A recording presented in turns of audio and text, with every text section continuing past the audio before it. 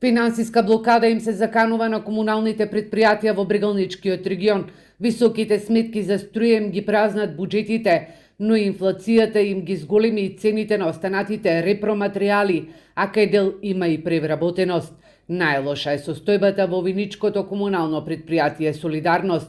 На вработените им доцни исплатата на платите, кои се околу 2/3 од нивните вкупни приходи. Задолженоста се должи на превработеност, ниски цени на комуналните услуги и најмногу на покачувањето на цените не само на електричната енергија, него на сите влезни фактори кои влијаат на работењето. Значи, сите сме сведоци дека нафтата е покачена повеќе од 100%, значи одржувањето резервни делови комплет, значи со вакви цени, а цените на комуналите нивната корекција оди малку поспоро. Комуналните предпријатија кои се презадолжени засега милионските сметки за струја ги плаќаат на рати.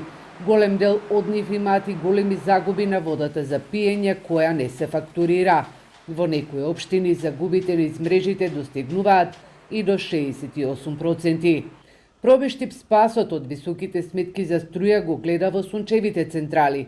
Надлежните сметаат дека со нивно поставување ќе плаќаат и до 60% пониски сметки.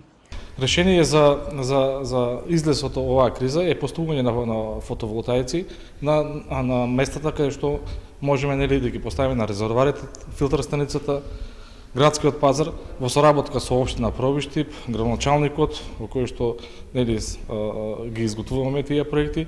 Во наредниот период ќе се изготват проектите и ќе дојде до реализација. Комуналните предпријатија заедно со нивното здружение Атком најавија дека ќе побараат од централната власт да ги стави предпријатијата во повластена тарифа и да им помогне со кредити за поставување на соларни колектори и централи.